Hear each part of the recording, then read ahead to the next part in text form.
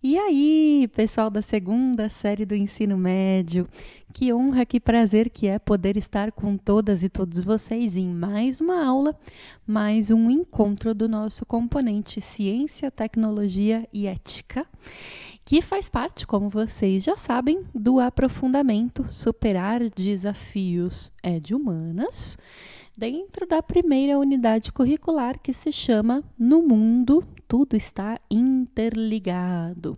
Então, estudantes, professoras, professores, pais responsáveis, funcionários, sejam muito mais do que bem-vindas e bem-vindos aqui à nossa programação do Centro de Mídias da Educação do Estado de São Paulo.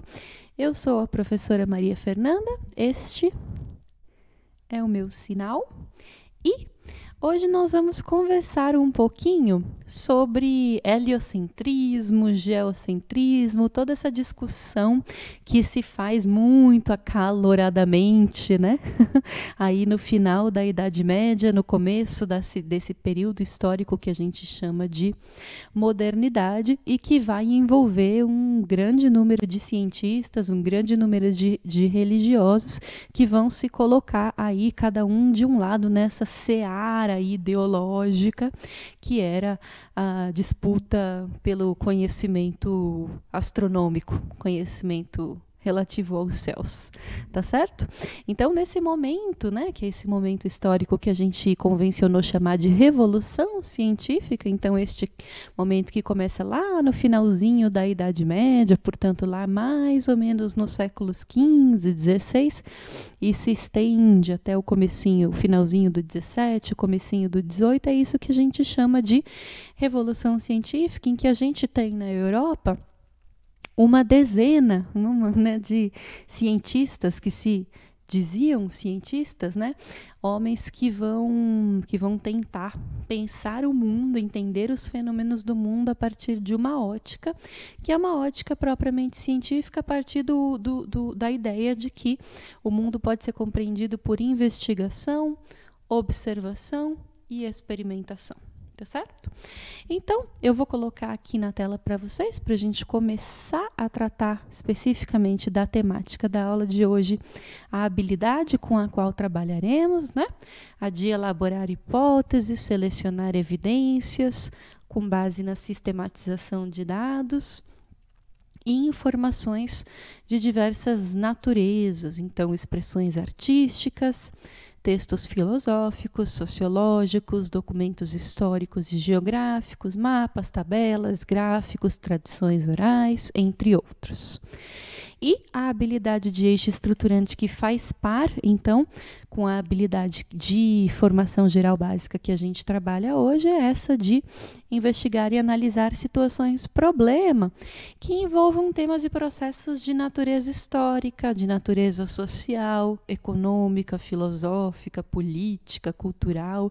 E quando a gente está falando, pessoal, da revolução científica, a gente está falando de um processo social, um processo filosófico, um processo cultural, político também, né, que tem a ver com essa viragem, né, que se faz no pensamento da época e que vai recolocando um pouco no espectro, no âmbito assim das ideias e das mentalidades, né, vai fazendo essa viragem e recolocando, reposicionando, digamos assim, as mentalidades, né, nesse início do período moderno.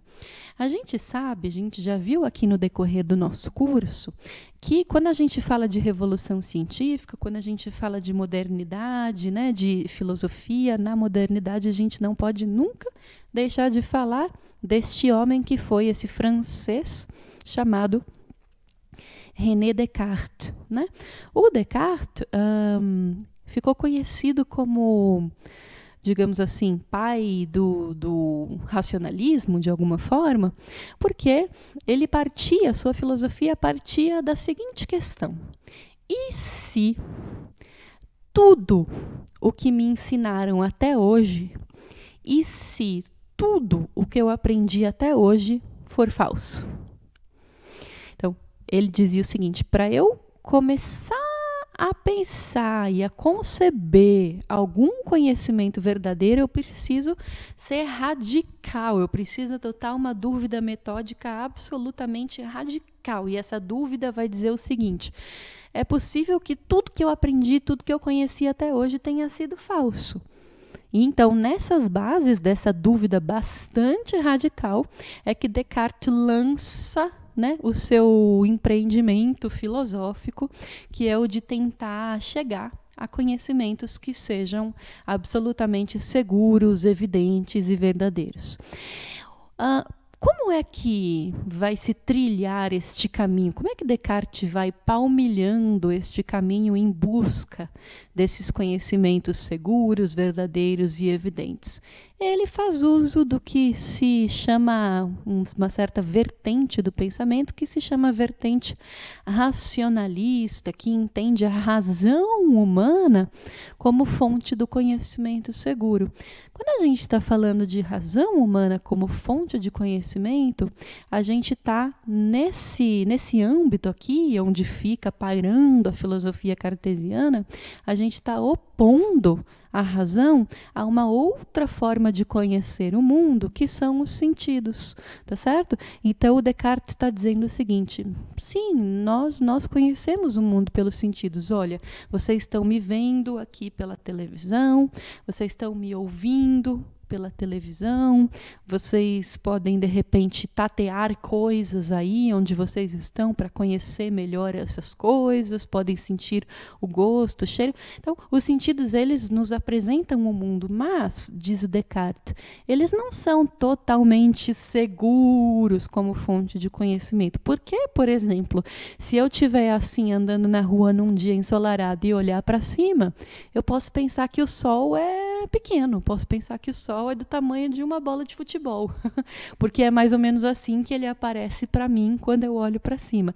E a gente sabe, né, por diversas investigações, né, que os cientistas vieram fazendo ao longo do tempo, que o sol não é do tamanho de uma bola de futebol, e sim muito maior do que isso. Então, os sentidos, diz o Descartes, eles não dá para a gente se fiar totalmente neles.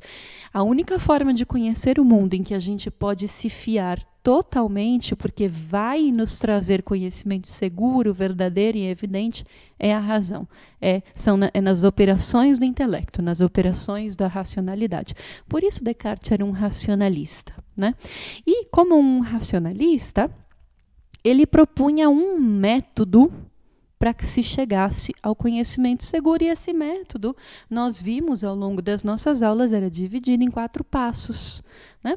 São os passos aí do método cartesiano, que começa nisto que se chamava regra da evidência.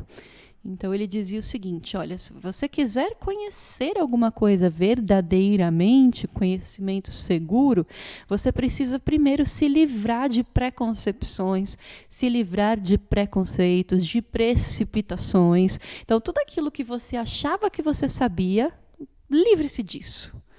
Vá conhecer as coisas com uma mente em que você vai tentar ficar absolutamente livre de predisposições.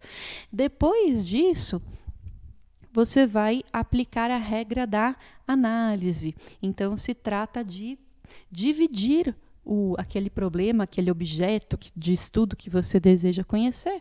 Se trata de dividi-lo em diferentes partes. Por quê? Quando a gente vai atacar um problema ou conhecer um objeto novo, diz o Descartes, é muito mais fácil, muito mais simples e passível de sucesso se, em vez de atacá-lo como um todo, nós o dividirmos em diferentes partes, e aí a gente vai atacando cada uma dessas partes menores separadamente. Essa aí que ele chama de regra da análise. E logo depois da regra da análise vem o terceiro passo do método cartesiano, que é a regra da ordem. Trata-se, então, de colocar os problemas em ordem, dos mais simples aos mais complexos, e começar sempre estudando, analisando, investigando, verificando a partir dos problemas mais simples, para daí sim, em ordem crescente, ir chegando aos problemas mais complexos, que dependem de outras variáveis. Feitos esses 3 passos, diz o Descartes, a gente poderia passar para o passo final, que ele chama de regra da enumeração, e que se trata de fazer, então, uma síntese de todo o conhecimento que se produziu ao longo desses 3 passos, evitando omissões, evitando esquecimentos. Então, se trata de, lá no segundo passo, a gente tinha dividido o problema, se trata agora de reuni-lo novamente num todo, a síntese. Tá certo? Então, esses são os passos aí do método que Descartes, como um filósofo da Idade Moderna, né, dessa revolução científica, propôs e que, sem dúvidas, tem bastante semelhança, né? Não à toa foi bastante apropriado, mobilizado pela ciência ao longo da Idade Moderna até a contemporaneidade, tá certo? Bom, mas hoje, especificamente, a gente vai conversar sobre um homem também aí desse período da Revolução Científica, mais ou menos contemporâneo de Descartes, que é o Nicolau Copérnico. Nicolau Copérnico é um nome que eu tenho certeza que já apareceu aí para vocês algumas vezes, né? Durante a vida de vocês, lá nas primeiras séries do ensino fundamental, ou de repente assistindo televisão, ou lendo um livro. O fato é que o nome de Nicolau Copérnico se eternizou na história da humanidade, na história do conhecimento humano, porque ele foi de uma genialidade, de uma envergadura intelectual muito grandes, né? Então, Copérnico era astrônomo, ele era médico, ele era um matemático polonês.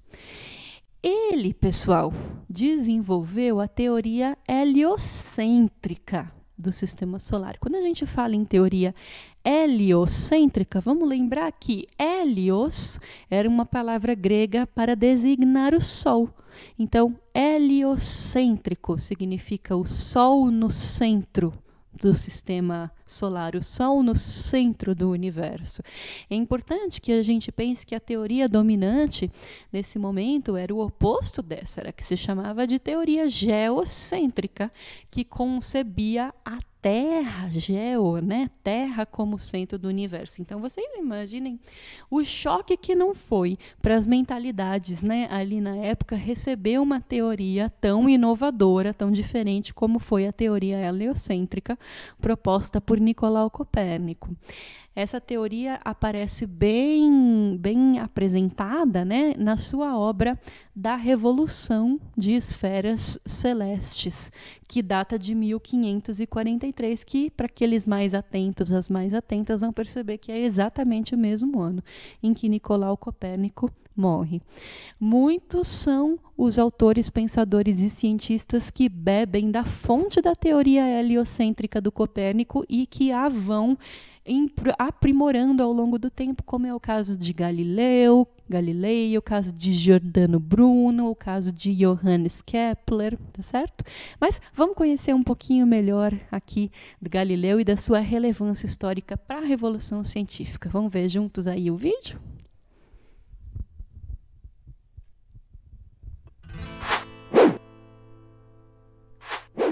Nicolau Copérnico nasceu na Polônia, no ano de 1473, em uma família rica. Ele recebeu o nome de seu pai, que era um próspero comerciante de cobre. Sua mãe, Barbara Watzenroth, também vinha de uma rica família de comerciantes de classe alta. Antes de completar 10 anos, seu pai e sua mãe já haviam falecido. Seu tio materno, um cônego da igreja e político influente na cidade de Várnia, criou a ele e a seus 3 irmãos após a morte de seus pais. Aos 18 anos, ele ingressou na Universidade de Jagiellonica, na Cracóvia, onde provavelmente encontrou a astronomia pela primeira vez. Depois de 4 anos na Cracóvia, ele foi para a Itália, onde estudou Direito e Medicina nas universidades de Bolonha e Pádua. Seu tio financiou sua educação e desejava que ele também se tornasse bispo. Mas enquanto estudava cânone e direito civil, Copérnico conheceu o famoso astrônomo Domênico Ferrara. Ele assistiu às suas palestras e tornou-se seu discípulo e assistente. Em 1497, seu tio foi ordenado bispo de Várnia e Copérnico foi nomeado cônego da Catedral de Frombork. mesmo estando na Itália, onde esperou pelo grande jubileu de 1500.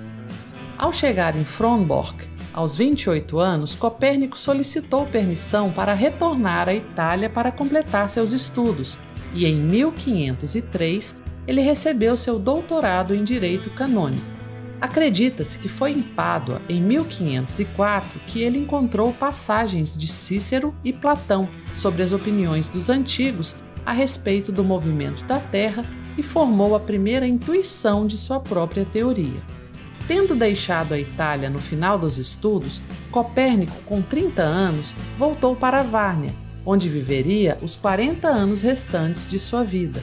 Copérnico foi um dos maiores polímatas de sua época.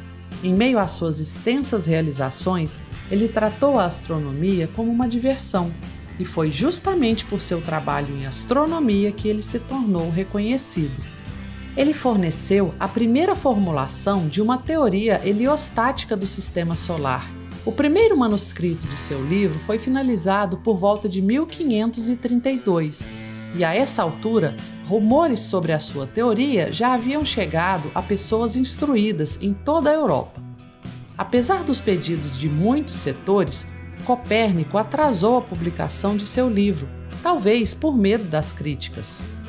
Seu livro só foi publicado em 1543, o ano de sua morte. A Igreja, que era altamente rigorosa em relação a assuntos que poderiam contrariar suas crenças, não condenou imediatamente o livro como herético, mas o fez décadas mais tarde, em 1616. Copérnico morreu em 1543, de derrame, aos 70 anos. Sua teoria teve consequências importantes para pensadores posteriores da Revolução Científica, incluindo figuras importantes como Galileu, Kepler, Descartes e Newton. E é por essa teoria que hoje Copérnico é reconhecido como uma das figuras científicas mais importantes da história. Gostou dessa biografia? Então ajude a divulgar esse projeto. Clique nesse botão no meio da tela e tenha Verve Científica. Um abraço e até a próxima! Então, num dado momento da sua formação acadêmica, Copérnico entra em contato, né, com escritos da antiguidade, né, de filósofos da antiguidade, colocando ali as suas impressões, as suas teorias a respeito do funcionamento da astronomia, do céu, do sistema solar, do universo, tá certo? E aí, tendo estudado com muito afinco e com muita atenção essas teorias e impressões da antiguidade clássica, é que Copérnico se sente então pronto para colocar, para formular a sua própria visão, a sua própria teoria a esse respeito.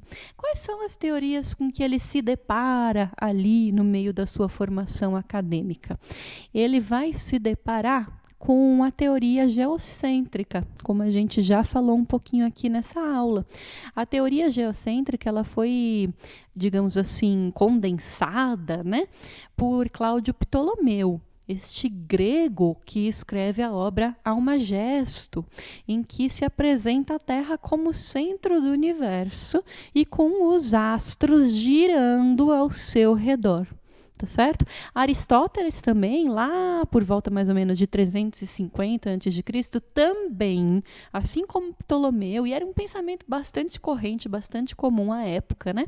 A ideia de que era a Terra que estava no centro do universo e que outros astros, outras esferas giravam em torno dela. Só para vocês terem uma ideia, eles tinham um modelo, que é esse que aparece aí para vocês, um modelo que dizia exatamente qual era a ordem desses astros, dessas esferas, em torno da Terra, né? Então, esse é um modelo que foi elaborado já no século XVI, mas que representa com bastante precisão o modelo geocêntrico ou ptolomaico, devido a que foi condensado ou formulado por escrito, digamos assim, por Cláudio Ptolomeu. Então, vocês podem ver aí nessa figura que aparece a esfera, a Terra, no centro da figura, tá certo? E aí vão aparecendo uma espécie de órbitas, tá certo? Que vão se distanciando progressivamente da Terra. Então, assim, a primeira esfera que a gente teria logo depois da Terra seria a Lua, depois Mercúrio, depois Vênus, o Sol, Marte, Júpiter, Saturno, e depois ainda, na antiguidade, eles concebiam que havia um espaço para as estrelas. Então, as estrelas ficariam bem depois, nesse plano celeste, ficariam bem depois da Terra e de todas as outras esferas, né, que circundavam ali a Terra. Então, o Copérnico fundamenta uma teoria que vai de encontro com essa teoria geocêntrica e que, em grande medida, a esfacela, né?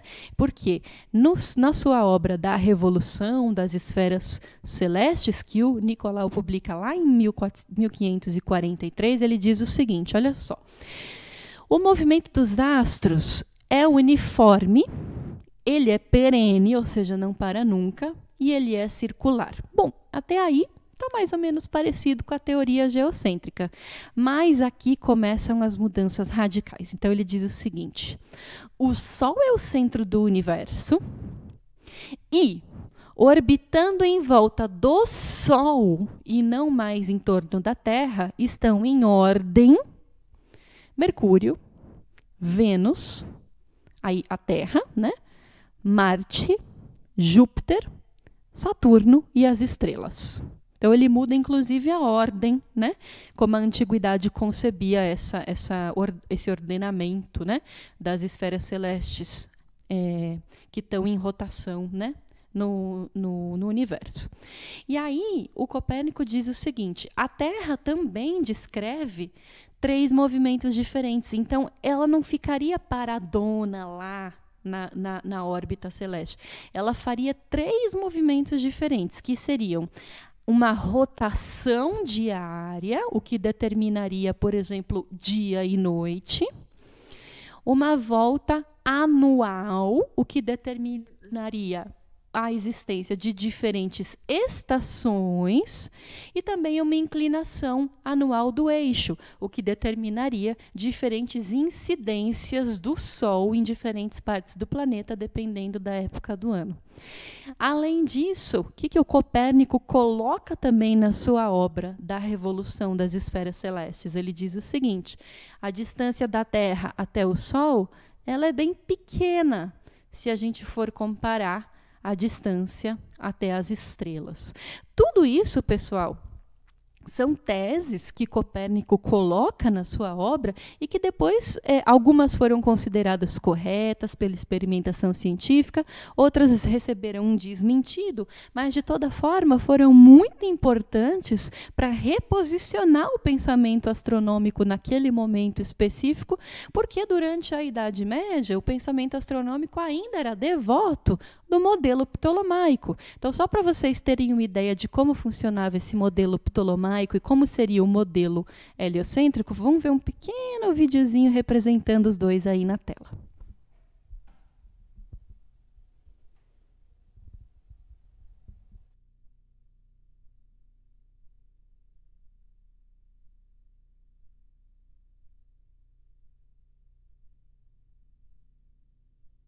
Que no modelo heliocêntrico, no modelo copernicano, né, as esferas celestes orbitam em torno do Sol, orbitam porque elas descrevem realmente ali estão em órbita, tá certo? Descrevendo ali suas elipses.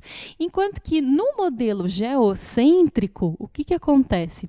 A gente tem a Terra no centro do universo e a gente tem outros planetas que estariam também descrevendo o que os antigos chamavam de epiciclos. Então, os planetas, eles se moveriam, além de se mover em torno da Terra, eles se moveriam também meio que descrevendo elipses, né? E por isso é que, em vez de ser um movimento ordenado, como na teoria heliocêntrica, seria um movimento mais ou menos desordenado, né?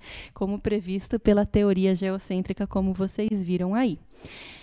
Aí, pessoal, conversando um pouquinho sobre essa revolução, essa verdadeira revolução que o pensamento copernicano provocou na sua época, né?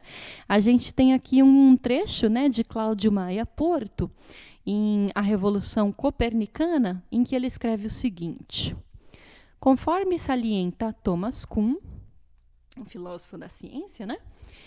Das Revoluções das Esferas Celestes é uma obra que, ao mesmo tempo, se vincula a uma longa tradição astronômica, mas também inaugura uma nova tradição.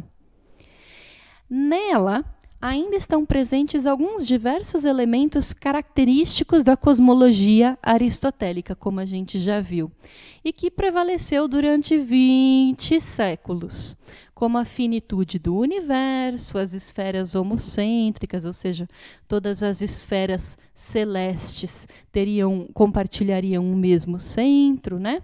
Os epiciclos, como eu já expliquei para vocês, um outro movimento que as esferas celestes descreveriam que seriam os deferentes, entendidos assim pela antiguidade, né? Há, no entanto, estudiosos que, apesar da referência aos elementos esféricos no texto, problematizam essa interpretação de uma forma mais literal. Uma coisa, todavia, parece certa. Copérnico não se manifestou explicitamente a respeito da realidade ou não das esferas homocêntricas na tradição astronômica. Então, qual foi a verdadeira revolução copernicana, de acordo com Thomas Kuhn? Aspectos históricos e epistemológicos do sistema ptolomaico, paradigma dos movimentos celestes circulares e a física das causas formais. Em outras palavras, Copérnico não revolucionou de imediato a visão de mundo antiga, mas os desdobramentos lógicos da sua proposta abalaram de forma fatal os alicerces daquela concepção física e cosmológica. Então, se por um lado a gente tem um Copérnico cuja propositura, né, para o cosmo, para a teoria, para o sistema solar, é uma propositura que, por um lado, é bastante inovadora, por outro, ela ainda mantém alguns elementos do sistema ptolomaico, do sistema, da forma como se entendia, né, o universo na antiguidade. Mas o simples enunciar a possibilidade de que o Sol fosse o centro do universo e não a Terra, e de que, além disso, a Terra descreveria outras formas de movimento, rotação, translação, movimento inclinação dos eixos, né?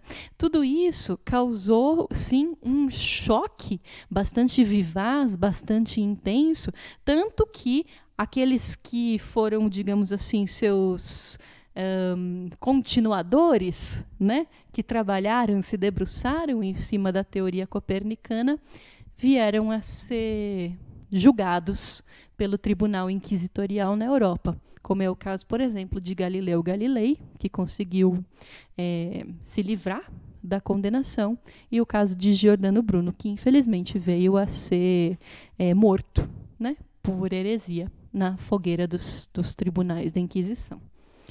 Bem, eu vou deixar aqui para vocês algumas sugestões para quem quiser se aprofundar um pouquinho mais nesse tema, tá certo?